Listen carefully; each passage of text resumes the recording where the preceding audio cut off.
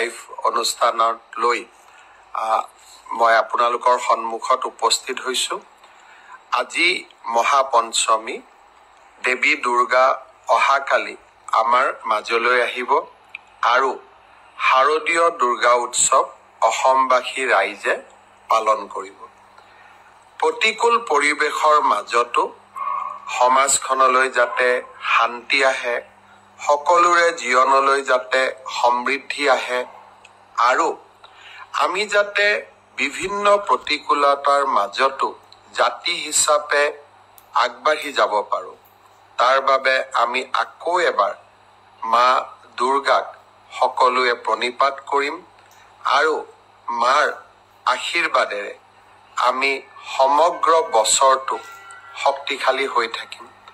সমগ্ৰ অসমবাসী ৰাইজলৈ মই শাৰদীয় দুৰ্গা পূজাৰ বহুত বহুত শুভেচ্ছা যাচিছোঁ।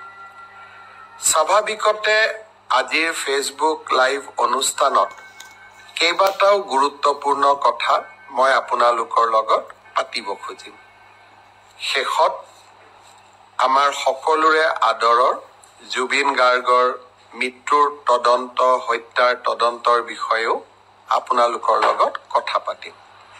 প্ৰথমে মই সৰু সৰু কেইটামান কথা, যি মোৰ দৃষ্টিত সৰু, কাৰোবাৰ দৃষ্টিত সৰু, নিবনুৱা যুৱকৰ বাবে বহুত ডাঙৰ কথা, মই কেইটামান কথা ক'ব খুজিছোঁ। এডিআৰই আৰু বিভিন্ন পৰীক্ষাৰ ৰিজাল্ট আৰু নিযুক্তি পত্ৰ আমি 10 অক্টোবৰত দিবৰ বাবে সিদ্ধান্ত লৈছিলোঁ। কিন্তু যোৱা কেইদিনমানৰ ঘটনা প্ৰবাহ আৰু গুৱাহাটী হাইকোৰ্টৰ এটা ৰায়ৰ বাবে আমি অকণমান থমকি ৰ'বলগীয়া হৈছে। মই আপোনালোকক আজি কোন পৰীক্ষাৰ কোনদিনাখন আমি ৰিজাল্ট এনাউন্স কৰিম সেই বিষয়ে মই আপোনালোকক স্পষ্টকৈ ক'ম, যাতে আপোনালোকৰ মনত কোনো সন্দেহ নাথাকে। পোনপ্ৰথমে মই আপোনালোকক জনাব খুজিছোঁ যে আমাৰ এডিআৰই পৰীক্ষাৰ যি গ্ৰেড 3 আছিলে, অৰ্থাৎ তৃতীয় বৰ্গৰ যি চাকৰি আছিলে, সেই চাকৰিৰ ফলাফল আমি 10 অক্টোবৰ তাৰিখে প্ৰকাশ কৰিম। এডিআৰইৰ 4ৰ্থ শ্ৰেণীৰ যি পৰীক্ষা আছিলে, প্ৰায় 5000 পদ আছিলে, এই পৰীক্ষাৰ ফলাফল আমি 15 অক্টোবৰ তাৰিখে ঘোষণা কৰিম। স্বাস্থ্য বিভাগৰ বিভিন্ন পৰীক্ষাৰ ফলাফল, নন টেকনিকেল, টেকনিকেল, স্বাস্থ্য বিভাগৰ আটাইবোৰ পৰীক্ষাৰ ফলাফল আমি 12 অক্টোবৰ তাৰিখৰ আগতে ঘোষণা কৰিম। এলিমেণ্টাৰী প্ৰাথমিক বিদ্যালয়ৰ শিক্ষকৰ নিযুক্তিৰ বাবে আমি যি পৰীক্ষা বা আমি যিটো নিযুক্তিৰ প্ৰক্ৰিয়া আৰম্ভ কৰিছোঁ, সেই পৰীক্ষাৰ ফলাফল আমি 15 পৰা 20 অক্টোবৰৰ ভিতৰত প্ৰকাশ কৰিম।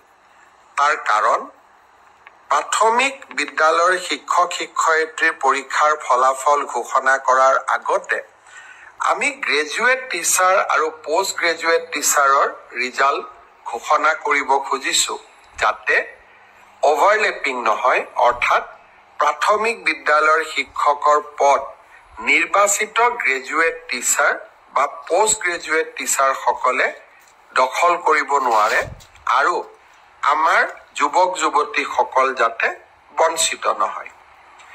গ্ৰেজুৱেট টিচাৰ আৰু পোষ্ট গ্ৰেজুৱেট টিচাৰৰ পৰীক্ষাৰ ফলাফল আমি 15 অক্টোবৰ তাৰিখে ঘোষণা কৰিম। অৰ্থাৎ এই গোটেই পৰীক্ষাৰ ফলাফলসমূহ আমি 20 অক্টোবৰ তাৰিখৰ আগতে আমি ঘোষণা কৰিবলৈ সক্ষম হ'ম।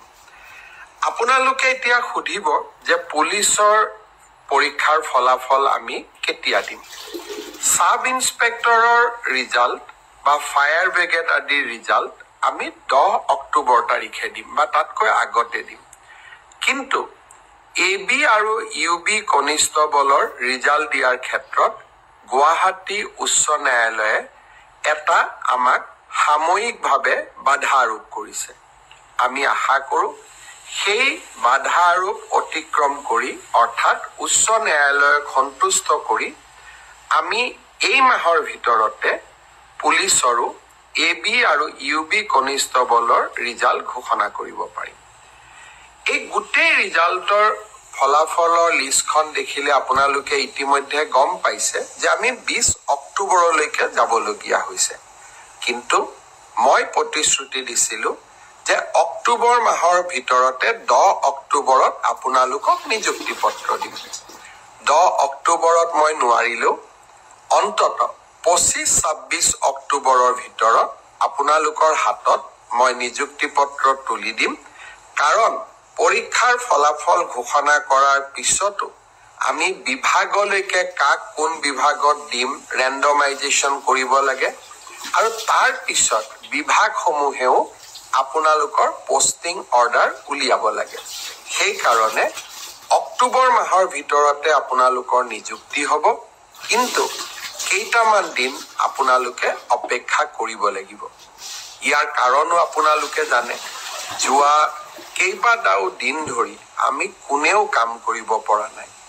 জুবিনৰ মৃত্যু বা জুবিনৰ দুৰ্ঘটনাৰ পিছত বা বহুতে কোৱাৰ দৰে হত্যাৰ পিছত যি ধৰণে আমি নকওঁ কিয় আমাৰ মনবোৰ বিষাদেৰে ভৰি পৰি আছিল, কাম কৰিব পৰা কোনেও নাছিল।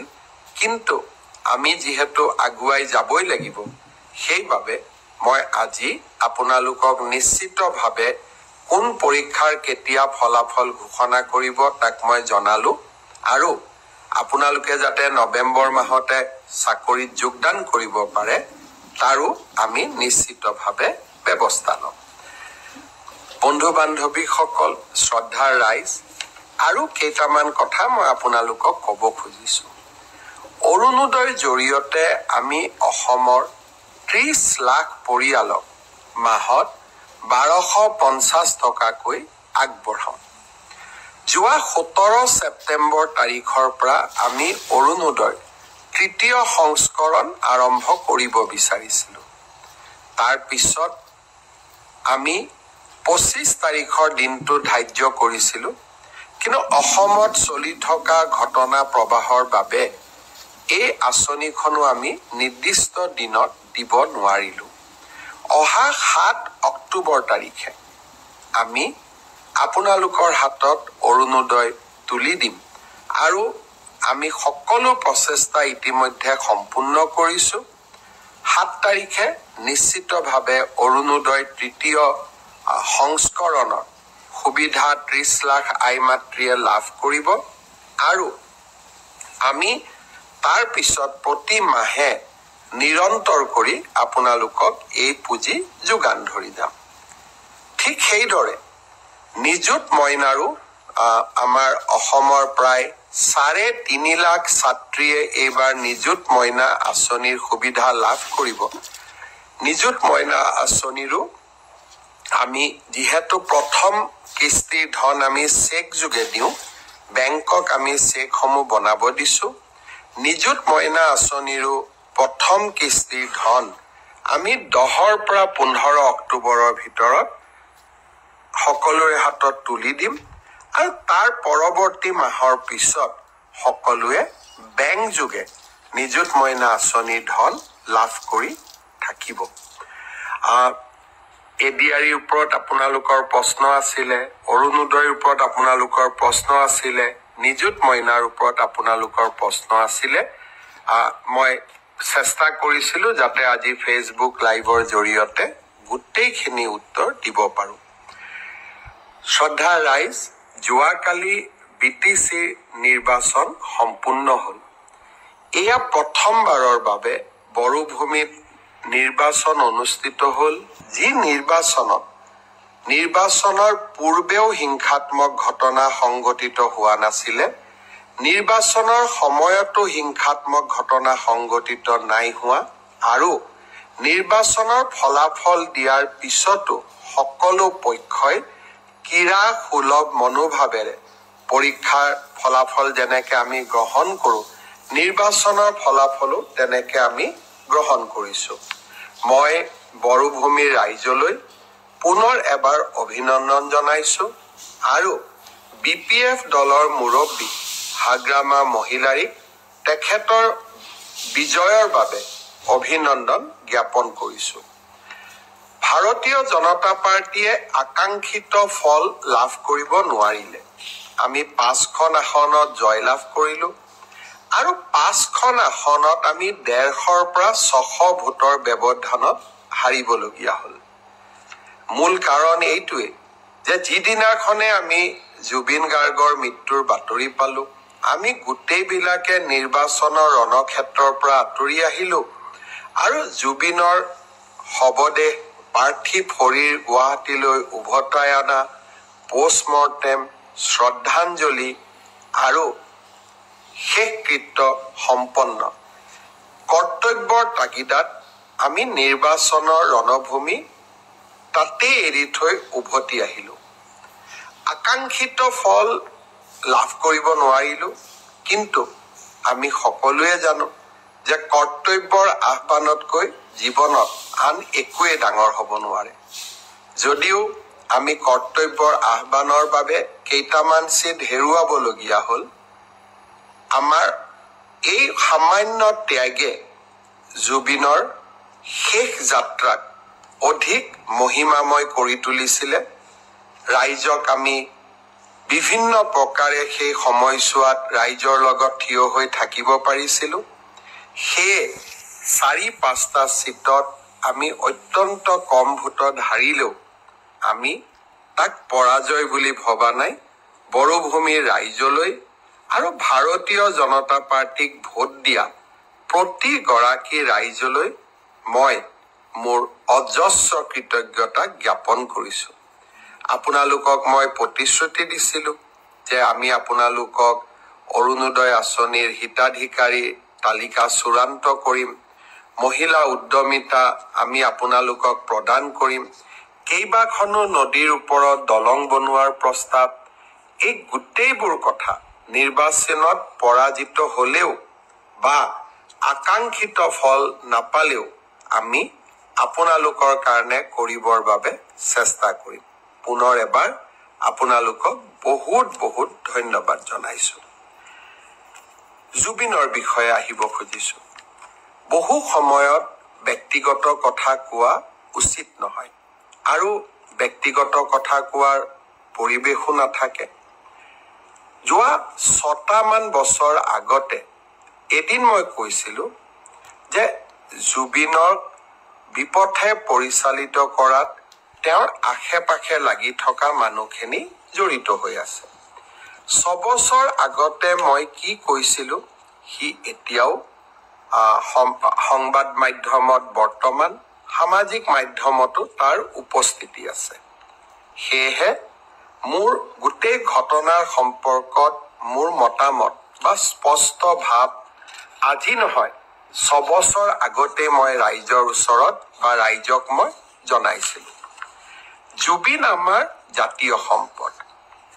জ্যোতিপ্ৰসাদ আগৰৱালা, বিষ্ণুপ্ৰসাদ ৰাভা আৰু ভূপেন হাজৰিকাৰ সমকক্ষ বুলি জুবিন গাৰ্গক অভিহিত কৰি মই জুবিনৰ সন্মুখত দিয়া এটি ভাষণো সামাজিক মাধ্যমত উপলব্ধ হৈ আছে। জুবিনৰ প্ৰতি মোৰ এক ব্যক্তিগত অভূতপূৰ্ব কৃতজ্ঞতাও আছিলে। মোৰ দেউতা প্ৰয়াত কৈলাশনাথ শৰ্মাৰ গীতৰ সংকলন জুবিনে অতি মৰমেৰে ৰুণজুন নামৰ কেছেটটোৰ জৰিয়তে বাণীবদ্ধ আৰু ভিডিঅ' কৰি মোক উপহাৰ দিছিলে আৰু সেই গানকেইটাই যথেষ্ট সমাদৰ লাভ কৰিছিল। এজন পুত্ৰ হিচাপে তাতকৈ গৌৰৱৰ কথা একোৱেই নাছিল আৰু সেয়েহে জুবিনে য'তেই যেনেকে কৰবাত আমি যদি কেতিয়াবা জুবিনৰ যাত্ৰাৰ সংগী হ'বলৈ সুবিধা পাইছিলোঁ, তাক কেতিয়াও মই হাতৰ পৰা ওলাই যাব দিয়া নাছিলোঁ। আজি কোভিডৰ সময়ত মুম্বাইৰ পৰা জুবিনক উভতাই অনা, ডিব্ৰুগড়ৰ পৰা বিশেষ বিমানেৰে নতুন দিল্লীত গ্ৰীণ কৰিডৰ বনাই জুবিনৰ চিকিৎসাৰ ব্যৱস্থা কৰা, জীৱনৰ কেইবাটাও গুৰুত্বপূৰ্ণ অধ্যায়ৰ মই সাক্ষী হৈ থকাৰ সুযোগ পাইছিলোঁ। মোৰ একো কণ্ট্ৰিবিউশ্যন নাছিলে, কিন্তু মই সাক্ষী হৈ থাকিব পাৰিছিলোঁ। সেয়েহে কোনো এজন জুবিন অনুৰাগীতকৈ মই নিজকে কম অনুৰাগী বুলি নাভাবোঁ আৰু বেছি বুলিও নাভাবোঁ, কাৰণ আমি সকলোৱে জুবিনক ভাল পোৱাৰ অধিকাৰ আছে আৰু অধিকাৰ থাকিব। জুবিনক আমি গীত মাত আৰু সংস্কৃতিৰ মাজেৰে আমি সকলো গৌৰৱী অসমীয়াই আমি জীয়াই ৰাখিম। জুবিনৰ ঘটনাৰ ন্যায় লাগে।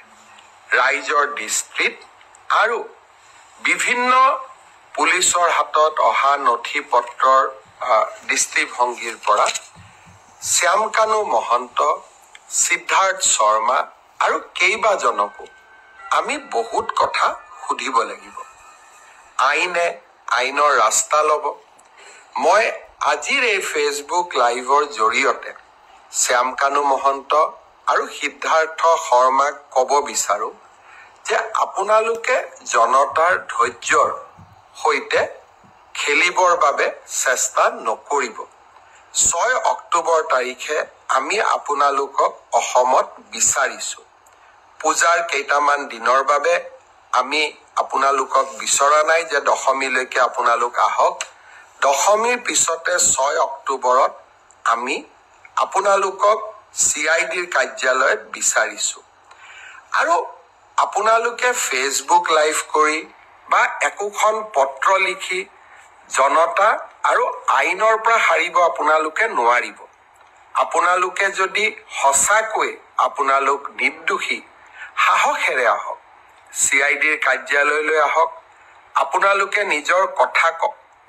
আৰু যদি আপোনালোকে কথা ক'ব CIDক নোখোজে, আদালতৰ ওচৰত গৈ কওক।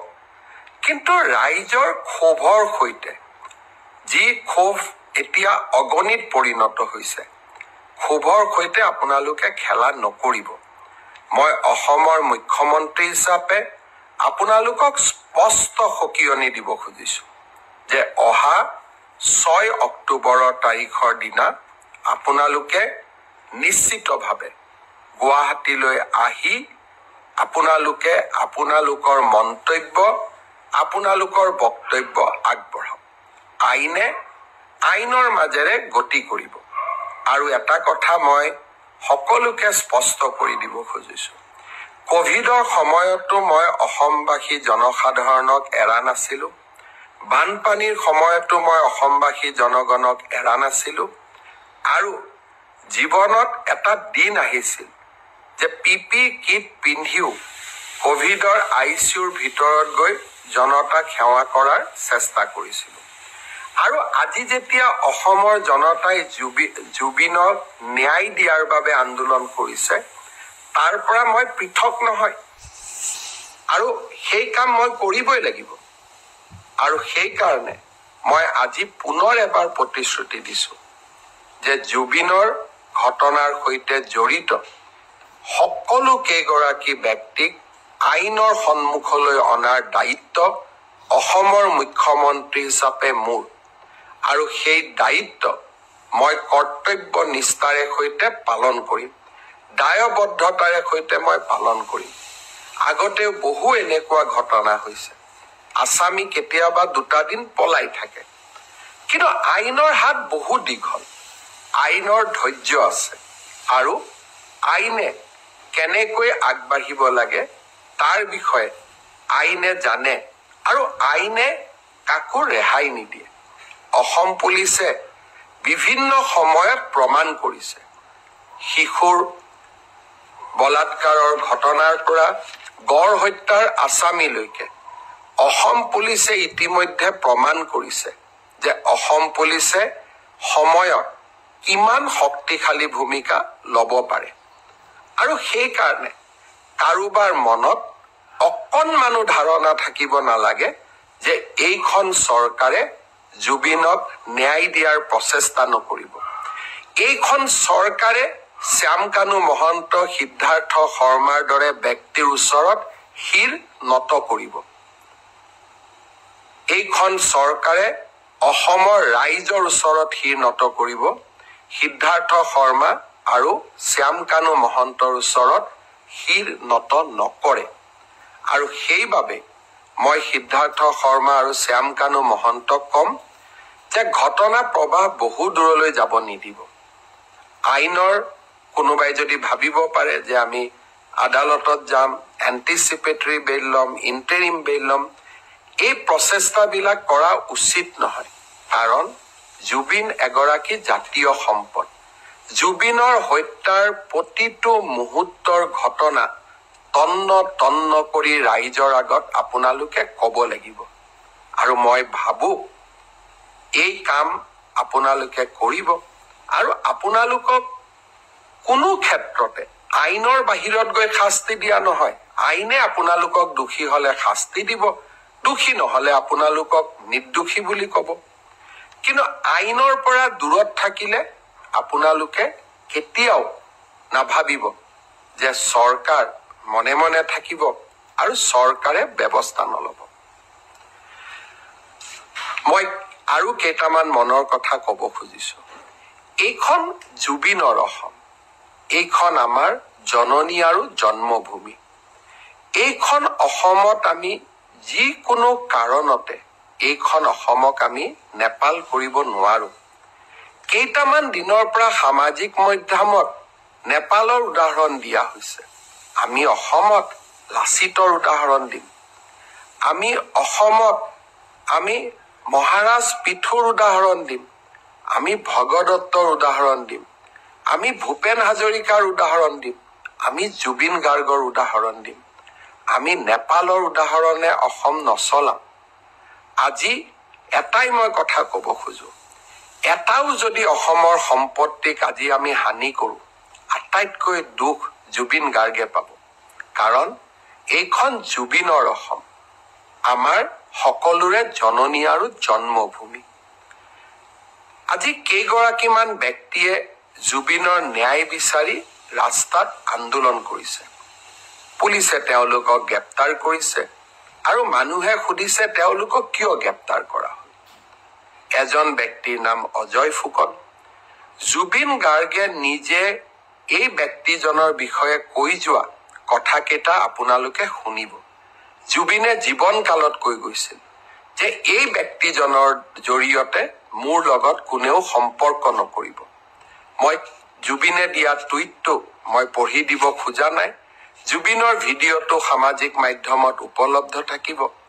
আৰু এইগৰাকী ব্যক্তিয়ে কংগ্ৰেছ দলৰ যোৱা চাবুৱা বিধানসভা সমষ্টিৰ প্ৰাৰ্থী আছিল। আনজন ন্যায় বিচৰা ব্যক্তি হল ভিক্টৰ দাস। এগৰাকী সহজ সৰল ছোৱালীক কেনেকৈ গুৰুল কৰি এই ব্যক্তিজনে পিটিছিলে তাৰ প্ৰতিচ্ছবি এতিয়াও আমাৰ সন্মুখত পৰা আঁতৰি যোৱা নাই। যিদিনাখন এই ব্যক্তিজনে ছোৱালীজনীক গুৰুল কৰি মাৰিছিলে, মই ভাবো সিদিনাখন জুবিনেও কান্দিছিলে আৰু জুবিনেও এই ব্যক্তিজনৰ বিৰুদ্ধে ন্যায় বিচাৰিছিলে। অসমবাসী ৰাইজক মই বিনম্ৰতাৰে সৈতে ক'ব খোজো, জুবিনৰ নামত চৰকাৰ বিৰোধী ৰাজনীতি হ'ব নোৱাৰে। জুবিনৰ নামত আমি অসমখনক নেপাল কৰিব দিব নোৱাৰো। আৰু জুবিনৰ আত্মাক শান্তি দিবৰ বাবে আমি এই অসমখনক সুফলা কৰি আমি নিৰ্মাণ কৰিব লাগিব। এইখন অসমক আমি ভাৰতৰ শ্ৰেষ্ঠতম ৰাজ্য কৰিব লাগিব। সেইবাবে মই সকলোকে কৰজোৰে অনুৰোধ কৰো, নেপাল কৰাৰ প্ৰচেষ্টা নকৰিব। কাৰণ ইয়ে জুবিনৰ আত্মাক আটাইতকৈ কষ্ট দিব। আইনে তাৰ কি ব্যৱস্থা ল'ব পিছৰ কথা। কিন্তু কোনোবাই যদি ভাবে যে হিংসাই কাৰোবাক ন্যায় দিব, মই ভাবো সেয়া কেতিয়াও সম্ভৱ হ'ব নোৱাৰে। আইনে ন্যায় দিব। অসমৰ মুখ্যমন্ত্ৰী হিচাপে মই আপোনালোকক প্ৰতিশ্ৰুতি দিছো, শ্যাম কানু মহন্ত, সিদ্ধাৰ্থ শৰ্মা, শেখৰ গোস্বামী, যোনেই নহওক কিয়, আৰু দুই এজনৰ নাম মই লোৱা নাই, আমি কেতিয়াও তেওঁলোকক বিচাৰ নোহোৱাকৈ তেওঁলোকক সহজে আমাৰ হাতৰ পৰা আমি যাব নিদিওঁ। মাত্ৰ ৰাইজক মই অনুৰোধ কৰিম, আপোনালোকে আইন হাতত নল'ব। পুলিচ আছে আৰু অসম পুলিচে যোৱা 5টা বছৰত কৰি অহা কাম আপোনালোকে দেখিছে। কাজিৰঙাত এটাও গড় হত্যা নোহোৱা হ'ল।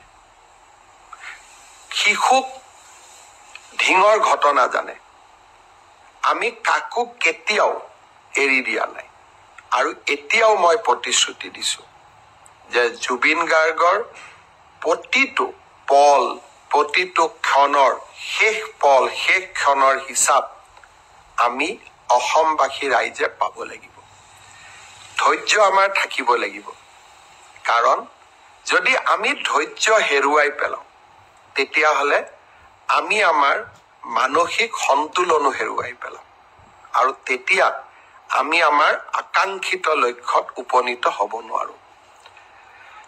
শ্যাম কানু মহন্ত, সিদ্ধাৰ্থ শৰ্মাৰ বিৰুদ্ধে আমি লুকআউট নটিচ ইছ্যু কৰিছো, অৰ্থাৎ তেওঁলোক এতিয়া বিদেশলৈ পলাই যাব নোৱাৰে।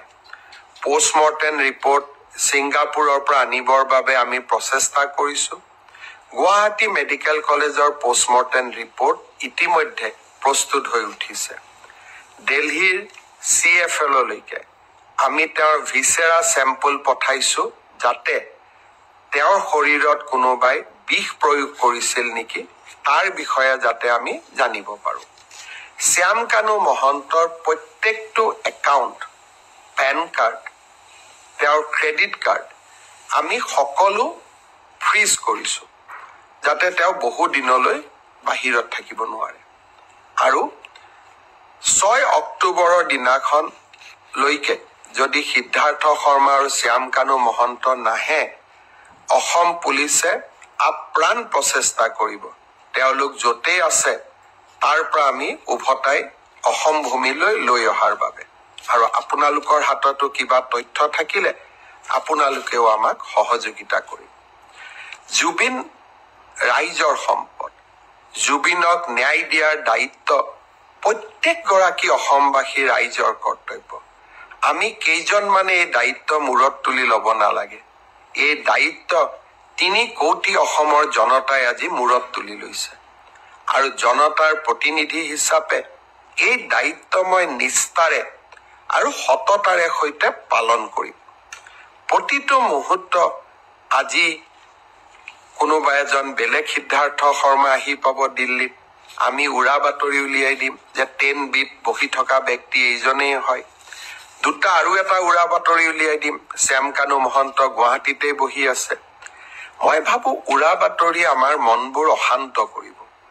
এখন জুবিনৰ হকে কাম কৰা, নিষ্ঠাৰে কাম কৰিব বিচৰা চৰকাৰ আৰু অসমৰ মুখ্যমন্ত্ৰী আপোনালোকৰ লগত আছে। যিদিনাখন মই বিফল হ'ম, সিদিনাখন আপোনালোকে মোক শাস্তি দিব। কিছুমানে কৈছে যে 26ত ভোট নিদিওঁ। সি স্পষ্ট কথা, আমি যদি জুবিনক ন্যায় দিব নোৱাৰো, আমাক আপোনালোকে কিয় ভোট দিব? নিদিয়াটো স্বাভাৱিক আৰু তাক আমি মানিও ল'ব লাগিব। সেইবাবে ৰাইজক মই আকৌ এবাৰ আন্তৰিকতাৰে সৈতে জনাব খুজিছো যে মই মোৰ লক্ষ্যত অটল হৈ আছো আৰু এই লক্ষ্যত অটল হৈ থাকিয়ে মই কাম কৰি যাম। আজিৰ পৰা 10-12 বছৰ আগতে শ্যাম কানু মহন্তৰ লগত কেতিয়াবা উঠা ফটো এখন সামাজিক মাধ্যমত দিব। ঠিক তেনেকে অখিল গগৈও শ্যাম কানু মহন্তৰ লগত ফটো উঠিছিলে, কাৰণ আমি সামাজিক ব্যক্তি। আজি ৰাতিপুৱাও 50-60 গৰাকী মানুহৰ লগত মই ফটো উঠি আহিছো। কোন কি মইতো নাজানো, কিন্তু এজন সামাজিক ব্যক্তি হিচাপে জীৱনৰ বিভিন্ন মুহূৰ্তত বিভিন্ন সময়ত কাৰোবাক আমি লগ পাওঁ, কিন্তু অপৰাধীক সহায় কৰা সি অসমৰ মুখ্যমন্ত্ৰীৰ দায়িত্ব হ'ব নোৱাৰে। ব্যক্তিগত সম্পৰ্কৰ ওপৰত গৈ আমি জুবিনক ন্যায় দিবই লাগিব, সমাজক আমি সন্তুষ্টি কৰিবই লাগিব আৰু এয়া মোৰ দায়িত্ব আৰু কৰ্তব্য। মই মাত্ৰ এটাই অনুৰোধ কৰিম, অসমক নেপাল বনাম বুলি নকব। বহু কষ্ট কৰি আমি সকলোৱে এইখন অসমলৈ এটা নতুন গতি উভতাই আনিছো। ছেমি কণ্ডাক্টৰৰ পৰা মাহেৰে বনোৱা ইথানল, নামৰূপৰ সাৰ কাৰখানাৰ পৰা নুমলীগড়ৰ শোধানাগাৰ আৰু এইখন অসমত IIT, IIM, national forensic science university. মোৰ অসম আজি বিকাশৰ অনন্য যাত্ৰালৈ আগবাঢ়ি গৈছে। 1.5 লাখ যুৱক যুৱতীয়ে চৰকাৰী চাকৰি পাইছে এটকাকৈ ঘোষ নিদিয়াকৈ। এইখন অসমক আমি নেপাল বনাম। এইখন অসমক আমি লণ্ডভণ্ড কৰিম। মোৰ মনে নামানে, মোৰ প্ৰাণে নামানে। অসমৰ যুৱ শক্তিয়ে এইখন অসমক আগুৱাই লৈ যাব। এইখন জুবিনৰ অসম, এইখন ভূপেন হাজৰিকাৰ অসম, এইখন জ্যোতি বিষ্ণুৰ অসম আৰু এইখন অসমক আমি মহাশক্তি কৰিব লাগিব। জুবিনৰ ঘটনাৰ নিৰপেক্ষ তদন্ত কৰিবৰ বাবে যোৱাকালি মই গুৱাহাটী উচ্চ ন্যায়ালয়ৰ মুখ্য ন্যায়াধীশক এখন চিঠি লিখিছো যে এজন চিটিং জাজেৰে আপুনি এখন জুডিচিয়েল কমিশ্যনো গঠন কৰি দিয়ক। যদি পুলিচৰ তদন্তত কিবা ভুল থাকে, জুডিচিয়েল কমিশ্যনখনে যাতে আমাক তন্নকৈ চাই থাকিব পাৰে। অৰ্থাৎ আমি ট্ৰান্সপাৰেন্সি আৰু স্বচ্ছতাৰ মাজেৰে এই তদন্তক আমি আগবঢ়াই লৈ যাব বিচাৰো। অসমৰ ৰাইজক মই আৰু এটা প্ৰতিশ্ৰুতি দি থৈছো। যিদিনাখনে আমি অনুভৱ কৰিম যে অসম পুলিচে জুবিনক ন্যায় দিব নোৱাৰে, সিদিনাখনে এই গোচৰ আমি CBI লৈকে পঠাই দিম। আজি ৰাতিপুৱা মই কেন্দ্ৰীয় গৃহমন্ত্ৰী ডাঙৰীয়াক জনাইছো যে প্ৰয়োজন হলে এই গোচৰ মই CBI লৈকে পঠাম। আশা কৰো মোৰ ব্যক্তিগত অনুভূতি আৰু প্ৰতিবদ্ধতা আপোনালোকে সকলোৱে বুজি পাব আৰু সকলোৱে এই জটিল সময়ত আমাক সহযোগিতা কৰিব। মোৰ জননী জন্মভূমি মোৰ অসম আৰু এইখন অসমক আমি কেতিয়াও নেপাল নকৰো। এইখন অসম সদায় বিকাশৰ গতিৰে আগবাঢ়িব আৰু যিসকলে অসমখনক নেপাল কৰিব খুজিব তেওঁলোকৰ লগত মোৰ ৰাস্তা নিমিলে আৰু তেওঁলোকক জীৱনৰ শেষ মুহূৰ্তলৈ আৰু জীৱনত এটোপা ৰক্ত থকালৈকে অসমক নেপাল কৰিব খোজা সকলৰ সৈতে সাহসেৰে মই থিয় দিম। লাগিলে তেনে কৰিবলৈ যাওঁতে মই মৃত্যুকো সাৱটি ল'ম। বহুত বহুত ধন্যবাদ।